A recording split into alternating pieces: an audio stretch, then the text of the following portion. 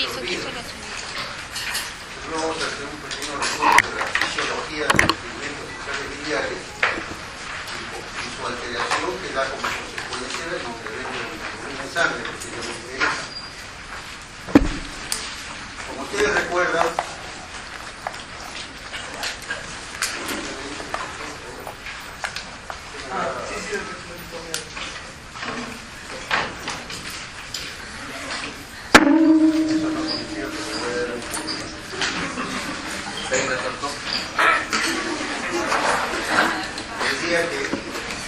recuerdan ustedes que la bilirrubina se forma a partir de la destrucción de glóbulos rojos que se dicen los RES.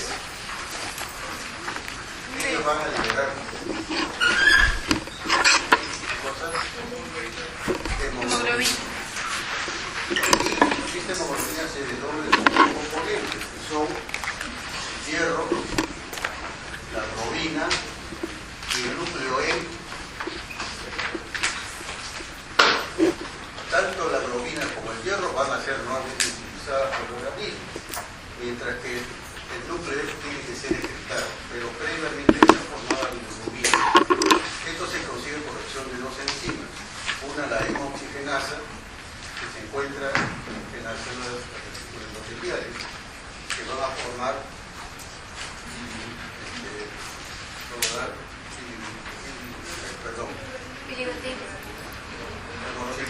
esta va a formar biliverdina, y la biliverdina por acción de una enzima que se llama esta redundasa va a formar bilirrubina. Esta bilirrubina, llamada también insoluble, indirecta, libre, no conjugada, que normalmente se encuentra entre 0,5 a 1 miligramo. ¿Qué características tiene esta bilirrubina no conjugada? Tiene poca afinidad por el tejido elástico. 2. Está unida a la albúmina y por tanto no filtra por el riñón.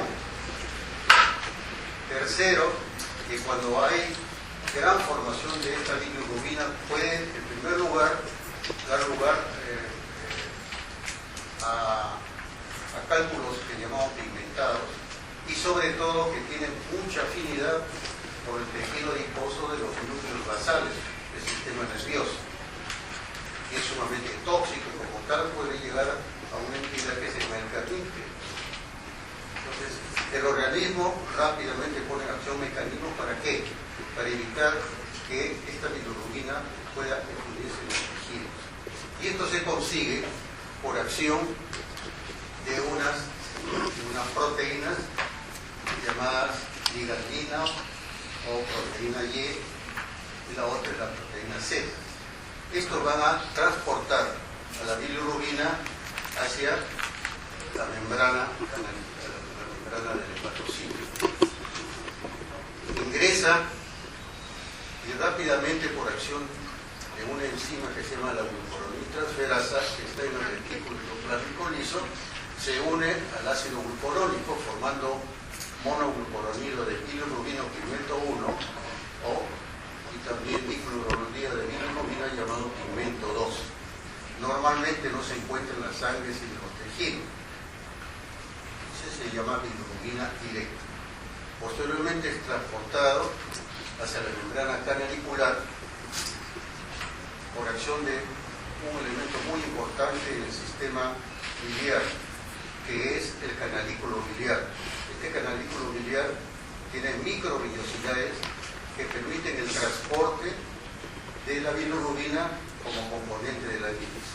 Posteriormente, la siguiente.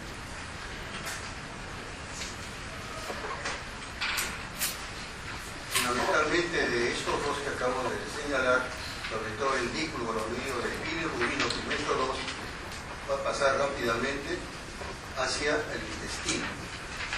Y esta bilirrubina va a dar lugar, por mecanismo de reducción, a unos compuestos incoloros que se llama urobitinol, lo cual por oxidación van a dar lugar a la formación del color de las heces y a las hacer a través de las bacterias, por supuesto, y pequeñas cantidades se reabsorben por la circulación hepática, van a filtrar por el riñón y van a excretarse como urobilina, que es el que da el color amarillo a las orillas. La siguiente. De manera que este es un esquema para ver los pasos en la formación de la bilirrubina, su formación en el retículo endoplasmático, su captación, su conjugación en el retículo endoplasmático liso y su excreción por el canalículo biliar. De manera, cuando se altera cualquiera de estos pasos, va a dar como consecuencia el incremento de esta bilirrubina. Y de acuerdo al sitio donde se produce, va a haber o incremento de bilirrubina no conjugada o indirecta, o incremento de bilirrubina conjugada o directa. Vamos a ver ejemplos de cada uno de ellos.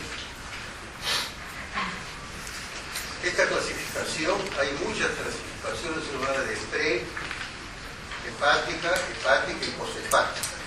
Esta que les vamos a mostrar es la idea más funcional.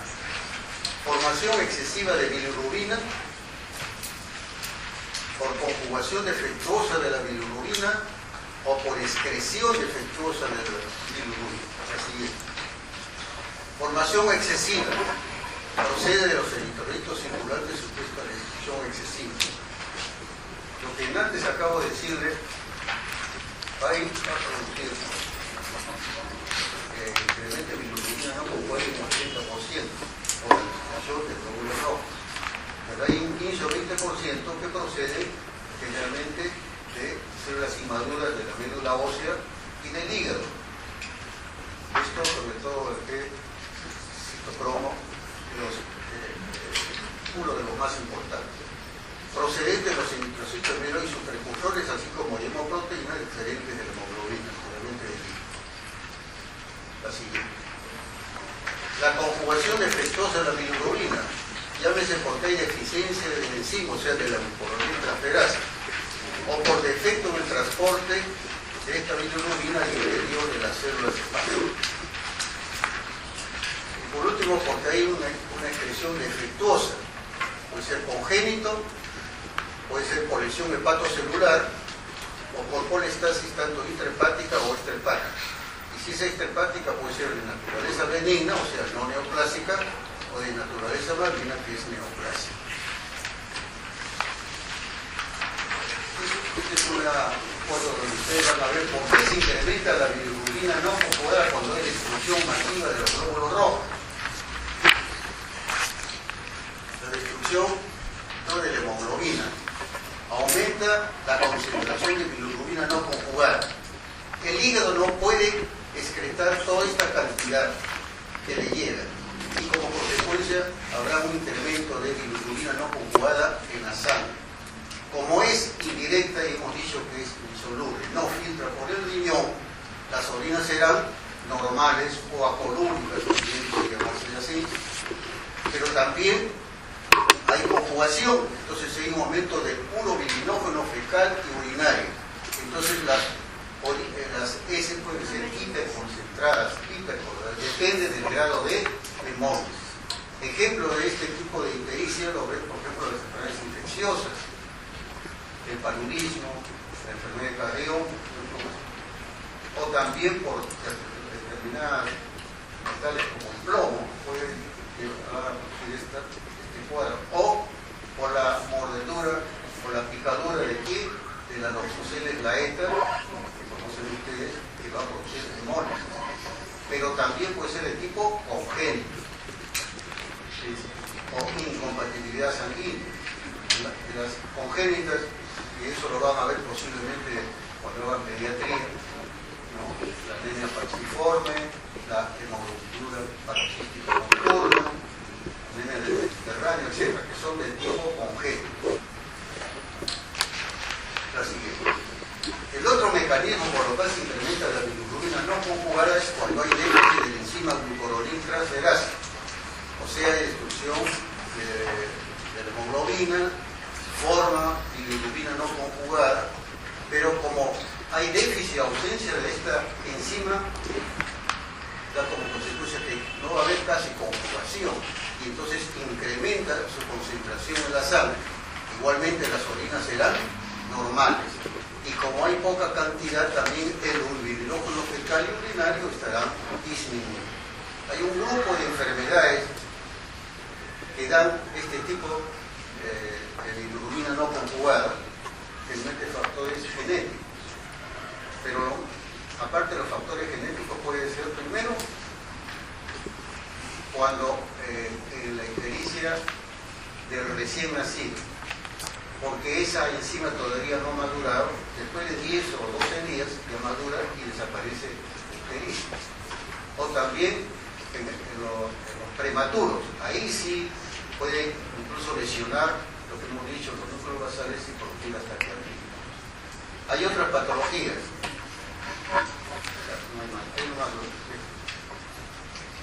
Por ejemplo, el síndrome congénito familiar no hemolítico. Ejemplo de estos, hay un síndrome que se llama el síndrome de Crigler-Najjar, que hay dos tipos, 1 y tipo 2. En el tipo 1 hay ausencia total de la enzima glucuronitra transferasa y como consecuencia de ello hay gran impregnación de estos núcleos basales y el paciente en pocos meses muere. En cambio el Crigler-2 está disminuido, pero no está ausente, como consecuencia puede realizarse. Y hay un fármaco que estimula el retículo del plasma liso donde se realiza la conjugación, se llama fenobarbital. En el caso del Crigler-Najjar 1 no hay respuesta, en el Crigler-Najjar 2 sí hay respuesta. Una se adquiere en forma autosómica recesiva y el otro en forma autosómica dominante. Otro ejemplo es el síndrome de Lucey y Driscoll, que es ictericia pasajera, que es introducido porque en la sangre de estos recién nacidos y de la madre gestante hay un esteroide que inhibe la actividad de la glucuronina transferasa. El otro es el llamado síndrome de Gilbert o ictericia juvenil intermitente. En estos casos es precipitado en los pacientes que hacen ejercicios fuertes, pueden ingerir alcohol o en pacientes que hacen infecciones. No altera realmente el hígado ni ningún otro. Y el otro es a veces por la prescripción de determinados medicamentos, por ejemplo la rifampicina o la sustancia de contraste, porque estos medicamentos, que es a base de yodo, compiten con la proteína Z, que sabemos nosotros que es la que va a ayudar a ingresar la bilirrubina no conjugada hacia el interior del hepatocito. Pero como compite, no puede hacerlo, entonces incrementa la bilirrubina no conjugada. Entonces son ejemplos de cuando hay déficit de la enzima o ausencia de la enzima glucuronitra transferasa. Luego vamos a ver ahora por qué se incrementa la bilirrubina conjugada, realmente en las llamadas ictericias hepatocelulares. Acá la destrucción de hemoglobina es normal, hay formación de bilirrubina no conjugada y también llega al hepatocito y se forma bilirrubina conjugada, pero esta conjugación es defectuosa. Es decir, si nosotros tomamos el pigmento 1 y el pigmento 2, vamos a encontrar que el pigmento 2 está disminuido, que es el que generalmente interviene para que haya bilirrubina conjugada. Pero el problema no es tanto la desconjugación, sino que no puede excretarlo.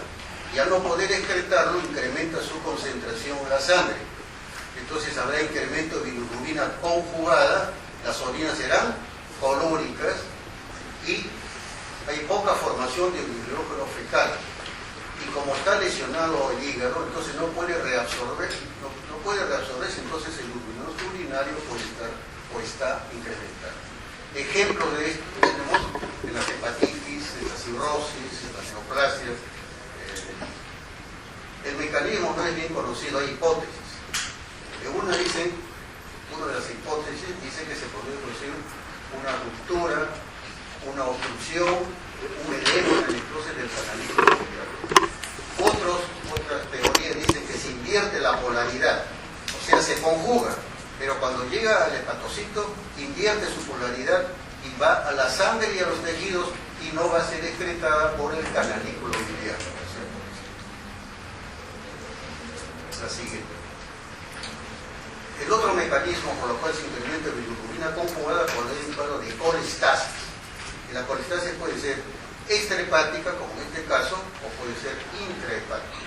Cuando es colestasis extrahepática, indudablemente que hay formación normal, pero como hay obstrucción, no puede excretarse y esto incrementa su concentración en la sangre y en los tejidos. Entonces habrá bilirrubina conjugada incrementada, hay coluria y hay poca formación de urobilinógeno fetal y las heces serán hipocólicas. Ejemplo de esto tenemos un cálculo. Puede ser también un pólipo o puede ser un, como decía en la primera clase, que puede haber acá un ovillo de Ascaris que va a obstruir, o los pacientes que antes se operaban, o se llamaba la cirugía convencional, que ahora ya no es laparoscópica, y podía quedar estricturas, y como consecuencia de eso incrementaba la vida. También en este caso se habla que hay pérdida, lo que hemos dicho en cuanto a la bilirrubina conjugada, o sea, por el pacto celular, pierde la polaridad, se produce edema a este nivel y como consecuencia pues la bilirrubina pasa a los tejidos y incrementa su concentración. Y cuando es total, el ejemplo lo tenemos en las enfermedades, en las neoplasias periampulares. ¿Qué significa? Lo que está alrededor de la ampolla de Bate, cabeza de páncreas, colédoca terminal, ampolla de Bate. Estos van a producir una obstrucción total y como consecuencia la concentración de bilirrubina conjugada será mayor será la coluria y como no se forma un urobilinógeno fecal, las orina por las heces serán acordadas. Luego tenemos las ictericias por colestasis intrahepática. También hay muchas teorías. Una de ellas es la que les voy a señalar en este cuadro. Normalmente se llena el canalículo biliar y como consecuencia de esto se dilata su luz, se contrae y se produce el vacillamiento. Ese es un flujo biliar canalicular normal. ¿Qué pasa cuando hay un agente, por ejemplo, en este caso hablamos de anabólicos, ¿ya?, que producen una despolimerización de los elementos de actina? Se produce el llenado, pero pierde su tono. Hay trastornos de la contracción, sigue la secreción, más dilatación o más distensión y por último ya no hay contracción. O sea, no se puede excretar. Es lo llamado colestasis canalicular o iliocanalicular de tipo paralítico. Entonces, ¿qué vamos a encontrar en estos pacientes? Si no se excreta, esa bilirrubina pasa a la sangre, entonces también hay aumento de bilirrubina conjugada, habrá coluria y las heces son hipocólicas. La diferencia con la colestasis extrahepática es que acá no hay ninguna obstrucción. Acá es un trastorno sobre todo de tipo funcional. Y estos son los tres conceptos que deben tener en cuenta para hablar de colestasis.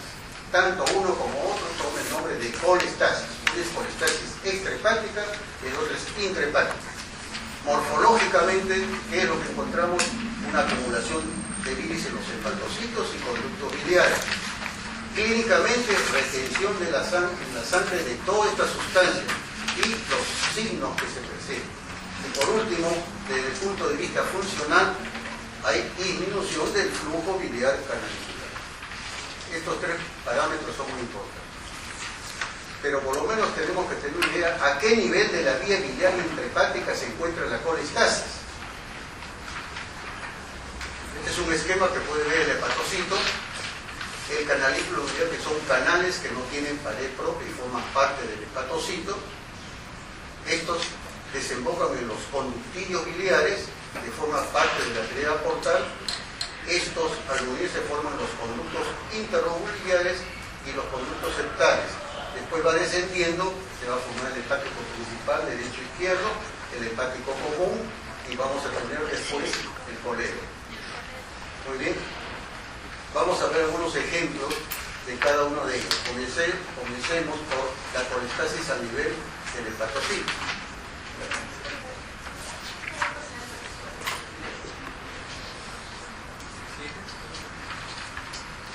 Puede ser el hepatocito. Y eso lo hemos visto el día del conversatorio, que por supuesto con la apuesta fueron 50. A ver, no tengo acá la lista.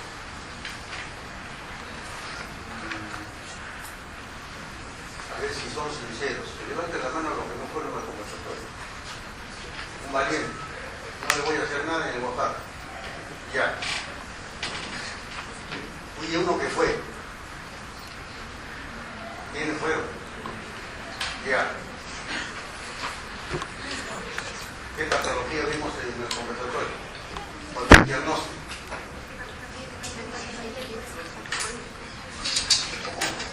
Hepatitis alcohólica. O sea que hay colestasis cuando hay hepatitis alcohólica. Está dañando ¿a quién? Al hepatocito. Ese es el ejemplo.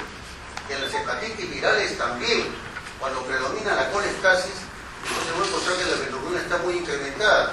La fosfatasa la tiene incrementada, pero las transaminasas, que sabemos que cuando hay hepatitis, agrede al hepatocito y se va a incrementar una enzima que se llama,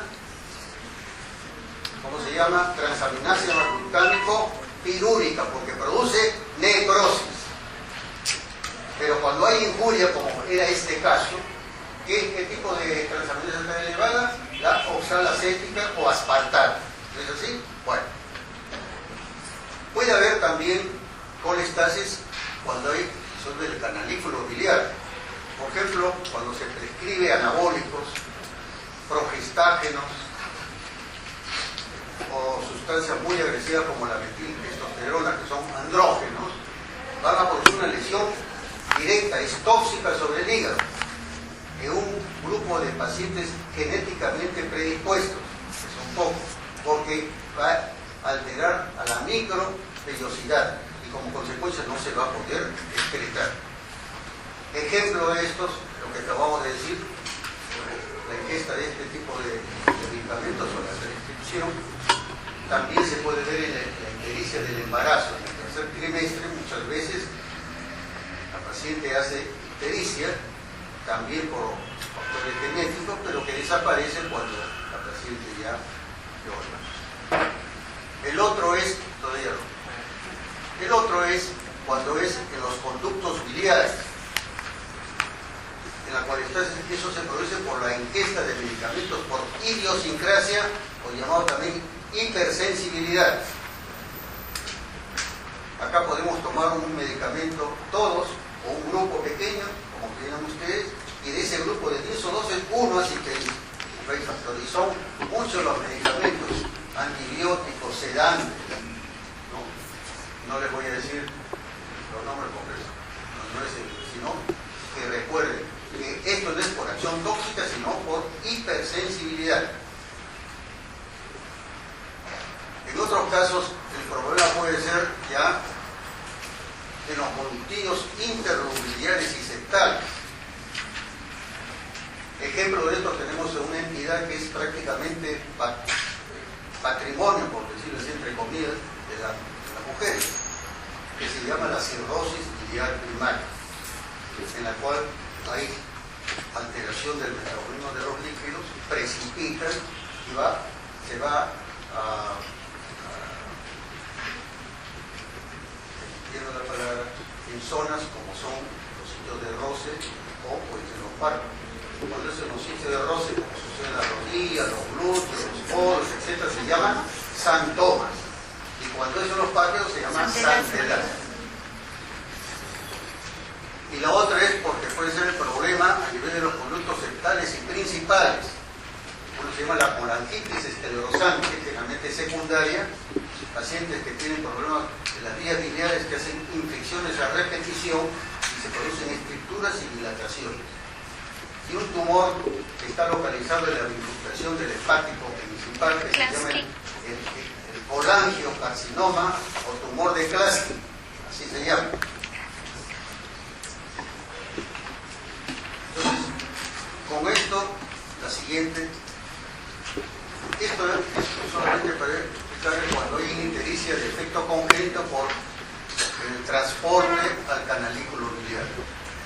Acá también no hay obstrucción, hay factores genéticos y que se presentan en los pacientes que hacen ayuno prolongado o alguna infección. También requiere el autosómico recesivo. ¿Cómo se hace el diagnóstico? Porque esto no es fácil, se ve en gente joven. Y uno piensa que es hepatitis viral, otros que es una hepatitis por cholestasis, pero como es congénito, uno tiene que preguntar si es la primera vez, pues ya en varias oportunidades ha presentado. Y el diagnóstico definitivo se hace por biopsia hepática. Porque, mejor si es con la paroscopía, porque el hígado de color negro o marrón oscuro, tipo pizarra, no esta pizarra, por supuesto, sino las antiguas, ¿cierto? Que se llama el síndrome de Tubin-Johnson. Y el otro es rotor, es igual, pero el hígado no es, y es porque hay incremento de melanina. Como ven, esto es muy raro, pero cuando no encaja en hepatitis viral aguda o crónica de realizado, hay que pensar entonces, ya viene el interrogatorio, que es lo que vamos a hablar inmediatamente. Muy bien. En el rotor, ¿también es del mismo color, negro o marrón? No es de ese color. Color normal. Esa es la diferencia, por eso que la biopsia hepática es muy importante. Para poder diferenciar si es Tubin-Johnson o es rotor. Muy bien. Lo primero que ustedes tienen que pensar es hacerse la pregunta. Ese color amarillo que tiene el paciente en la piel, fundamentalmente, o en los ojos, entre comillas, ¿es una ictericia verdadera o es una falsa ictericia? Recuerden ustedes que la bilirrubina tiene mucha afinidad por el tejido elástico. Entonces, ¿dónde se impregna? En las escleras, no en las conjuntivas. Recuerden bien eso. Y para que yo objetive bilirrubina de ictericia, tiene que ser más de 2 miligramos en sangre. Entonces, cuando hablamos de falsa ictericia, pues es una palidez marcada. Hay pacientes que pueden tener 3 o 4 grados, lo ve usted, como dice, amarillo, entre comillas, pero solamente lo ve cuando usted examina la palma de las manos, es pálido, pero cuando le examina usted las escleras, son normales. Lo mismo sucede con la ingesta de carotenos, zanahoria, papaya, tomate. Cada vez que veo, o mi esposa ve modelaje, de repente ve usted, ¿cómo podría llamarlo? Una muñequita que hacen esto, unas piernecitas que parecen fideo cabello de agua, que no se sabe dónde está el pecho y la espalda. Pero eso es lo que ahora en la moda, me ganan buena plata.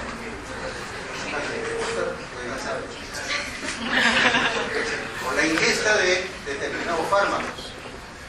La tebrina que el complejo B puede dar, los nitrofuranos me pueden dar ese color, pero insisto, no va a pigmentar la esclera.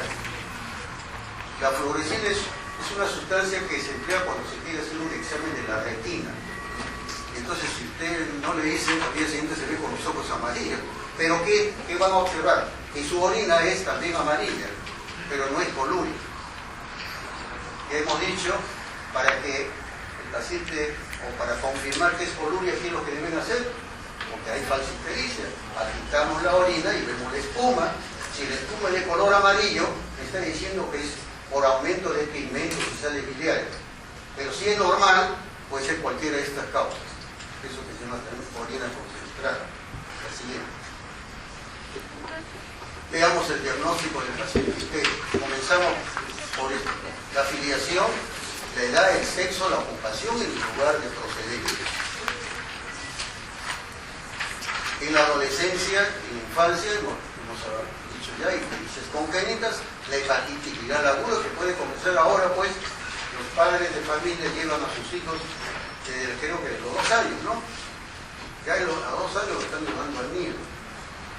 Entonces ahí juegan entre ellos, pues, y de repente ya una alimentación como dicen, se agarra la comidita, o sea, le llamamos de la hepatitis del virus A, cuya transmisión es oral, fecal. En los adultos, hepatitis viral aguda y crónica, la cirrosis hepática y la pancreatitis tanto aguda como crónica. Y también la patología biliar, la cirrosis biliar primaria y las neoplasias malignas. Cuando hablamos de neoplasias malignas, ya veremos en la siguiente, en cuanto al sexo, ven ustedes que en el hombre es muy frecuente la cirrosis hepática, la pancreatitis aguda y crónica, y las neoplasias malignas del hígado y las vías biliares, que tenemos el hepatocarcinoma y todos los ampulomas que hemos dicho, y en las mujeres presente la patología biliar, la cirrosis biliar primaria y el cáncer vesicular. La siguiente. La ocupación para ver si el paciente puede ser portador de hepatitis de virus B o C, leptospirosis, hidrapidosis o hepatocarcinoma. ¿Quiénes son los más expuestos a tener este tipo de virus, tanto B como C? Primero, los que trabajan, ustedes que ya están yendo a los hospitales, o sea, los médicos, los que trabajan en el laboratorio, los odontólogos, los cirujanos, todos ellos están expuestos, o los auxiliares que vienen a hacer una muestra de sangre, y son los más expuestos. Otro son, acuérdense que la hepatitis B y C también está considerado como una enfermedad de transmisión sexual. Recuerden bien eso. Ya sé que hay pocos varones, pero ténganlo muy presente. Acá hay un matriarcado. 80% son dados.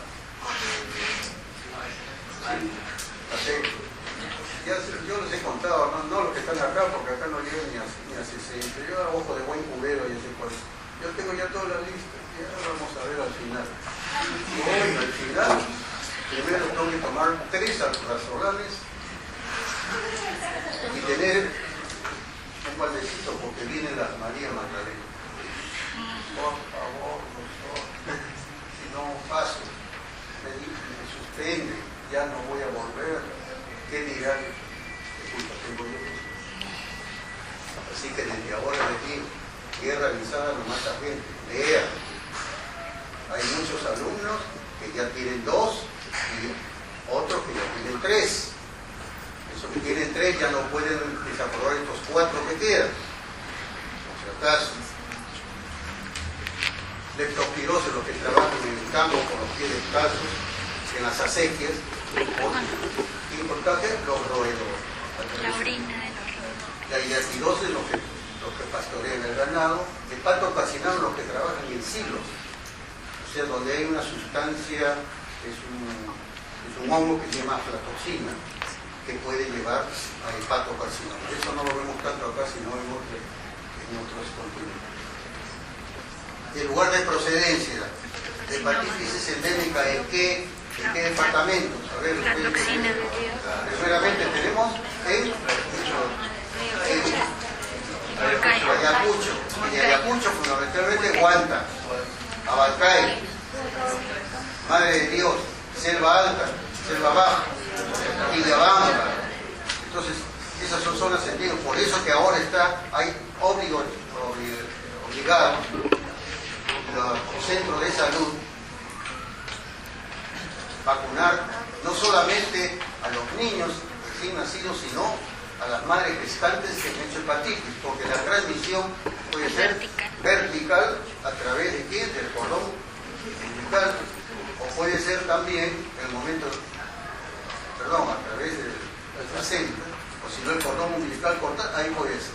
¿Y por qué le aplicamos la vacuna. Porque nosotros hemos tenido la oportunidad, ahora ya no se ve mucho, jóvenes de 17, 18, 20 años, con hígado duro, diagnóstico, hepatocarcinoma. O sea, ya tenían el virus y poco a poco han ido a hacer una hepatitis de tipo crónico y después han ido a la cirrosis y por último han ido al hepatocarcinoma. Lo mismo fiebre amarilla, que sabemos que también lesiona el hígado, la hidratidosis de la zona procedente de la Sierra Central y la fiebre amarilla de la Sierra Sur y Centro. El síntoma principal indudablemente es la ictericia. Entonces, ustedes tienen que a través del interrogatorio ver qué tipo de ictericia tiene mi paciente, puede ser hasta no solamente uno, sino hasta dos vitaminas. Entonces, hemolítica, hepatocelular y colestasis. La forma de inicio de hemolítica es brusco, hace crisis. Estamos hablando de las secundarias, no las primarias.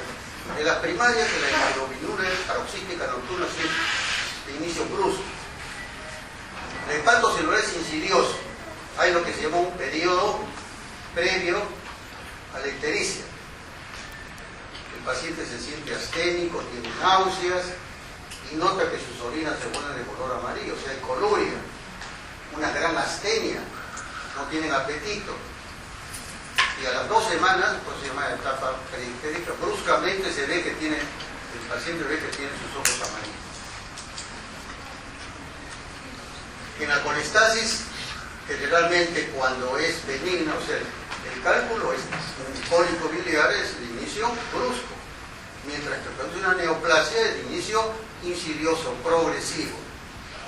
El más frecuente de estos es la neoplasia de cabeza de páncreas, que el paciente va a notar en primer lugar que tiene un poco de dolor en el abdomen superior y que comienza también a observar que sus escleras están amarillos, pero lentamente se va a incrementar. La duración es breve, el hepatocelular es moderada, 4 semanas, 6 semanas. En cambio, cuando es tanto por cálculos es prolongada. Porque para que un cálculo de ictericia en qué parte de la vía biliar tiene que estar la obstrucción. ¿Dónde? En el coledo. Porque yo puedo tener un dolor cólico que el cálculo no pasa todo eso, sino es cístico. Entonces, cuadros a repetición, por eso digo, es de inicio o de duración prolongada. Pero lo que más prolongada, digamos, 6 meses, un año más, es las neoplasias, que no se hace nada. La intensidad es leve, en lo que se llama ictericia hemolítica. Se llaman así como las habas, flavínicos, que llaman así.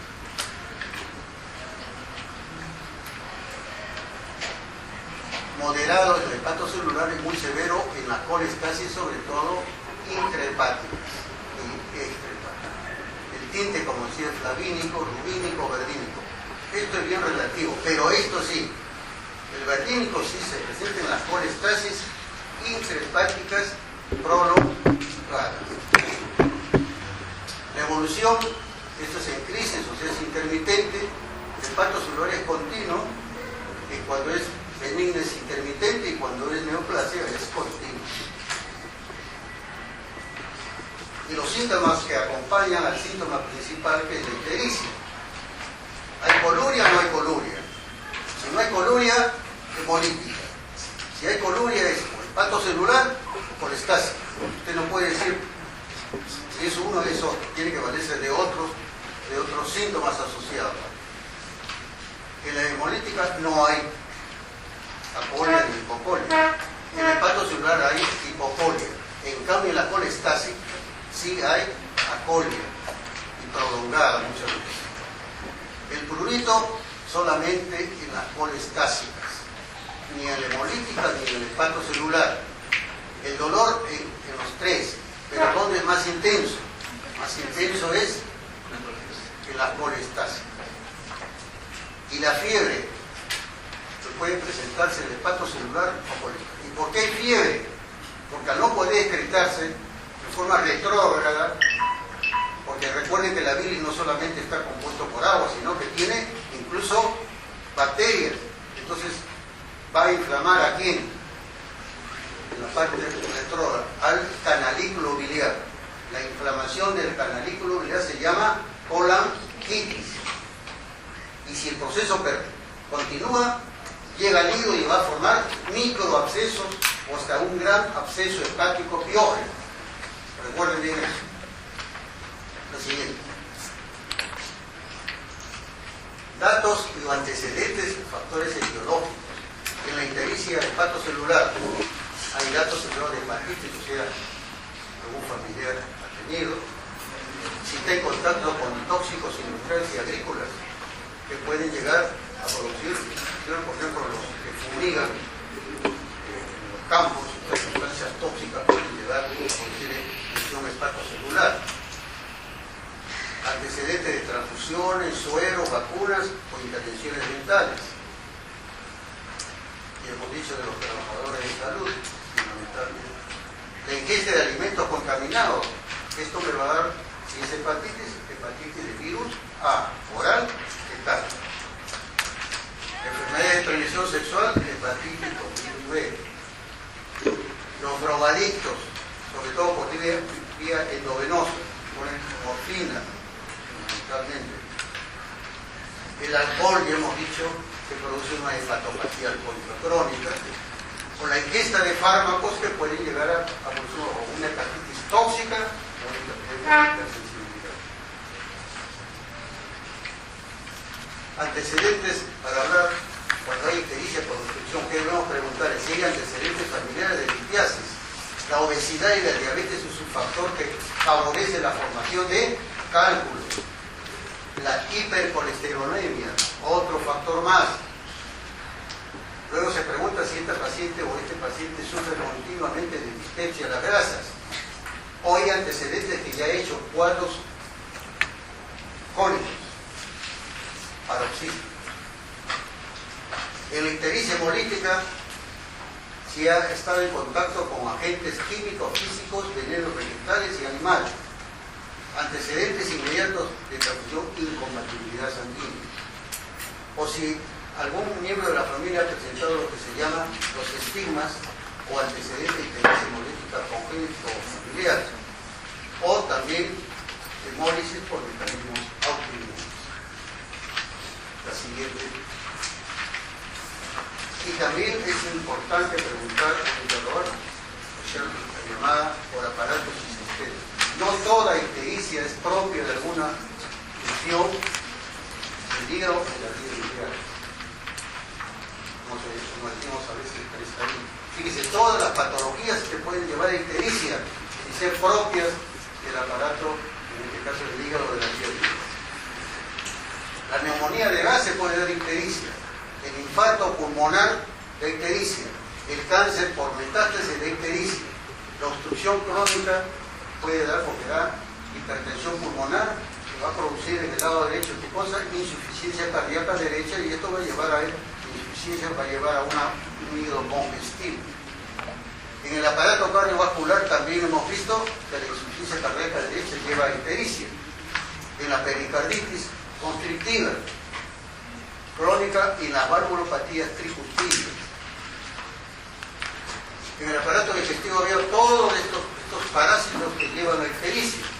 Ya hemos conversado varias veces. Las neoplasias llamadas tumores metastásicos procedentes del estómago, del páncreas y de las vías biliares. Y un proceso de carácter genético que se llama la colitis ulcerativa, que puede llevar también a cirrosis, y como consecuencia de esto puede haber ictericia. La siguiente. Enfermedades infecciosas virus, no solamente el virus de la hepatitis. La mononucleosis infecciosa o el citomegalovirus y la fiebre amarilla son enfermedades virales que van a producir lesión en el hígado. Enfermedades del sistema linfático, por ejemplo los linfomas, porque los ganglios que crecen en la parte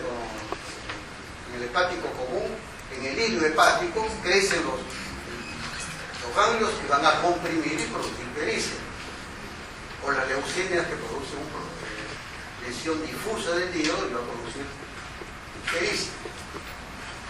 Enfermedades endocrinas y metabólicas, hipertiroidismo, diabetes mellitus, la enfermedad de Wilson, llamada también degeneración hepatolenticular, porque hay alteración en el metabolismo del cobre, la hemocromatosis, porque hay alteraciones en el hierro que se deposita en grandes cantidades en el hígado, y la amiloidosis también es una sustancia que se deposita en la amiloidosis secundaria, porque hay primarias y secundarias que pueden alterar la función hepática. Y luego viene la exploración física. Este es un resumen de los llamados estigmas de insuficiencia hepática, que ustedes lo conocen. Pericia, hematostasis, alteración de la escritura, sector hepático, palmas hepáticas, dedos invadidos del tambor, ginecomastia, hepatomegalia, esplenomegalia, edemas, ascitis, todo esto son edemas, circulación colateral, coluria, apolia y fiebre. Todo esto se puede presentar en las enfermedades en las cuales hay pericia y que compromete sobre todo el hígado o las vías biliares.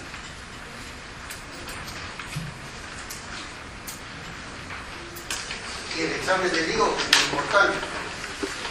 El tamaño, sus cambios de volumen, la consistencia, sensibilidad, superficie, borde y si hay soplos venosos controlados. ¿Por qué? En el hígado graso el hígado va a crecer. El de borde rompe. En cambio, cuando hay cirrosis, en la etapa de cirrosis, porque lo que predomina es la fibrosis, entonces tú vas a ver, ese hígado se va a retraer, es pequeño.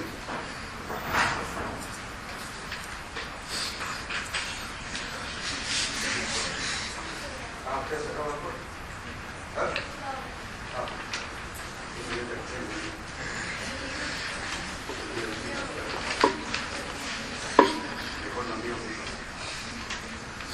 La consistencia dura, pétrea, hay que pensar en el hepatocarcinoma. Si es blando, hígado graso. Si es renitente, voy a pensar que es un quiste o es un absceso. La sensibilidad. En la hepatitis aguda hay dolor. En la insuficiencia cardíaca congestiva va a haber dolor. Porque se infiltra ¿qué? El peritoneo. Que duele no es el hígado, sino el peritoneo. Al distenderse y tiene inervación, se va a producir dolor. En los pacientes que tienen un absceso, también va a haber dolor. La superficie lisa, hígado graso, amiloidosis. Superficie nodular. Si es micronodular, se ve en la cirrosis alcohólica. Si son de mayor tamaño macronodular, en las hepatitis, virus B, virus C. O enfermedades infecciosas que van a formar lo que llamamos granulomas, tuberculosis, brucelosis, tifoidea, sarcoidosis. Todo eso pueden producir o se puede pasar un hígado nodular.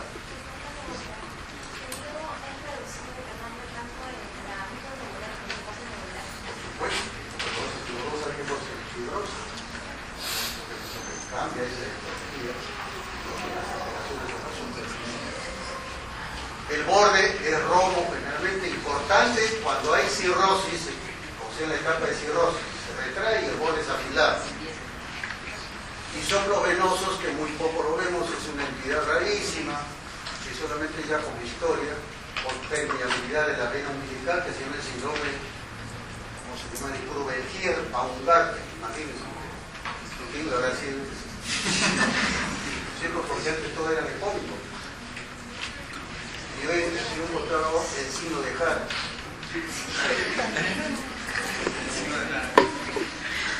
Una vez estaba con un compañero que me dijo, oye, Rafael, ¿qué te parece si ponemos nuestro signo? El signo de la barra. qué? Porque todo alcohólico siempre está barbudo.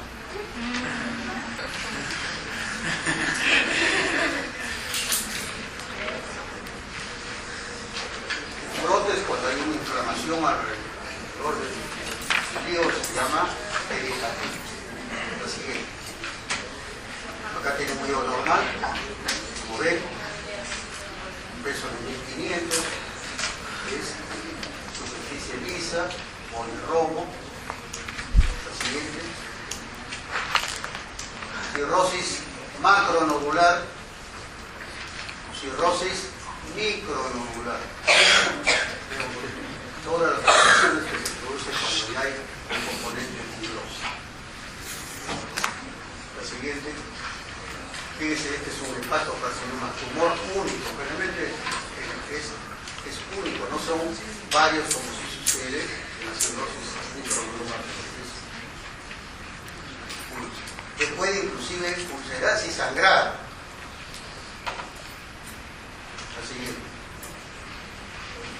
La vesícula biliar, que no es frecuente, primero de examinarlo y segundo porque verlo o palparlo también es muy infrecuente.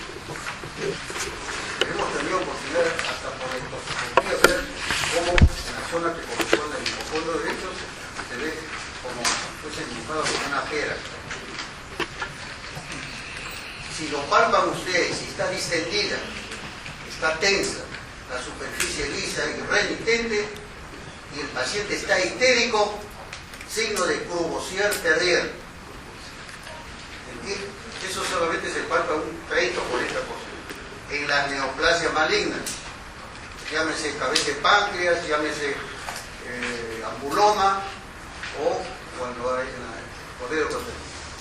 Pero si yo palpo una vesícula dura, nodular e irregular, tiene que pensar que es una neoplasia de vesícula. La siguiente. Acá tiene la vesícula normal, ya ustedes conocen. Acá tiene un carcinoma de vesícula. En el 1 a 3% de pacientes que sufren de litiasis por muchos años, eso está hasta descrito en la revista de gastroenterología y también la revista de gastroenterología de la Bariátrica, creo, que han encontrado del 1 al 3% de cáncer de vesícula en pacientes que han sufrido de litiasis durante 8, 10, 15 años. La siguiente. Acá tiene cómo se así cuando está dilatada la vesícula, vemos esto. Una más. Palpar el vaso también es importante. Cuando está aumentado en las ictericias hemolíticas, en las hepatitis agudas y crónicas, en la cirrosis hepática tanto alcohólico viral, en la cirrosis biliar primaria y en el hepatocarcinoma. En todos ellos podemos palpar. Y ahí también debemos considerar la llamada granulomatosis hepática. La brucelosis, una de sus características es el incremento marcado del vaso renal.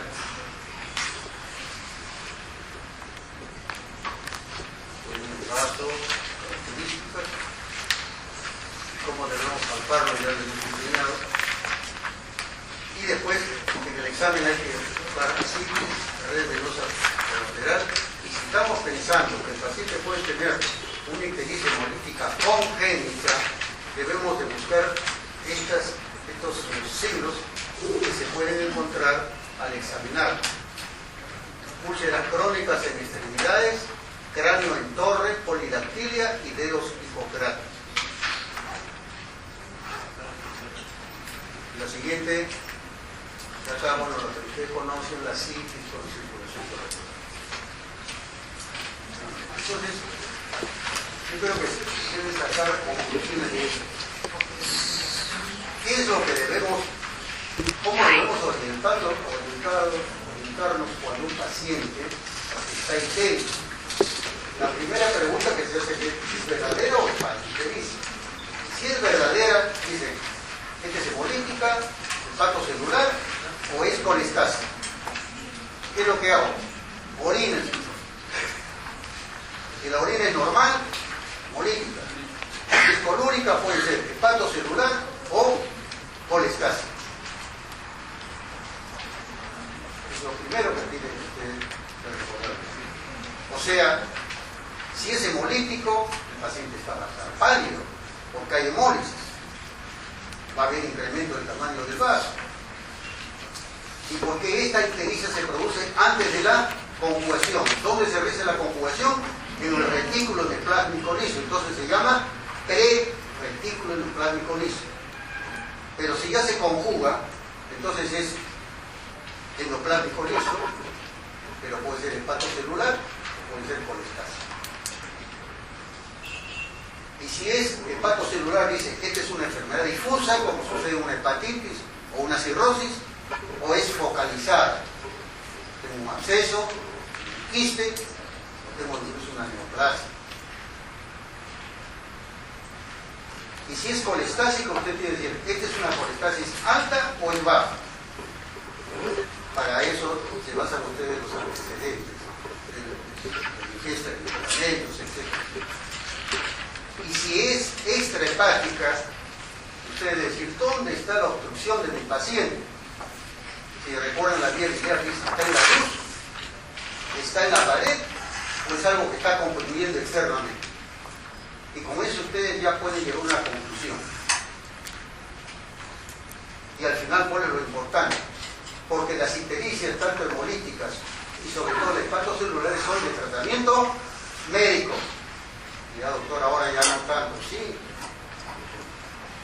Por supuesto, yo lo estoy combinando con un trasplante. Sí, pues es una hepatitis viral aguda, no va a ser el trasplante. Eso será en la hepatitis viral crónica, sobre todo como alcohol. Mientras que las ictericias o la colestasis extrahepática son quirúrgicas. El cálculo, la neoplasia, la única solución, si es que llegue en una etapa que se puede hacer este tratamiento, hay que hacerlo. No hay otra cosa. Ahí no hay ninguna medicina mágica, ni chamán, ni nada por el estilo. Así de simple. ¿Alguna pregunta? Doctor, disculpe, en cuanto a pseudoictericias y ictericias verdaderas, también en una ictericia verdadera también va a haber pigmentación del frenillo lingual, o también puede haber en una pseudoictericia. Solamente la piel. Solo la piel.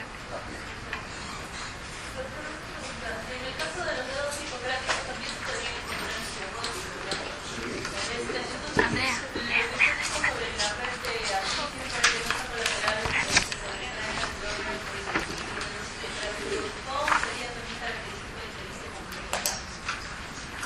Bueno, yo no puedo decirle mucho al respecto, pero generalmente es congénito. Por eso se pregunta si algún miembro de la familia ha tenido esto. Yo la verdad que si usted ha visto, no, porque si ve niño, es como si le dice usted ha visto un naranja, no, pero sí he visto un millón. Me acuerdo de un paciente que se hizo vuelo en el hospital. De repente se conectó, llegó al servicio y todos pensábamos que era una hepatitis. Estaba en ayuno, de repente por ahí, pero ayuno entre comillas, estaba comiendo algo, pero nos llamó la atención que él decía que no era la primera vez que se ponía y que tenía también algunos familiares que se ponían entonces ahí, que estaban luminosos. Hizo el diagnóstico porque se le hizo dos hepática y salió. Incluso antes salió una prueba que ya no se emplea para ver la excreción, que era una sustancia llamada bromocriptaleína, o sustancia de contraste. Ustedes, antes, por ejemplo, cuando no había la ecografía, para ver si había cálculos, había que dar por vía oral una sustancia de ese yodo que se concentraba en la vesícula. O sea, que se excretaba y se concentraba. Cuando se trata de enfermedad congénita, no se ve la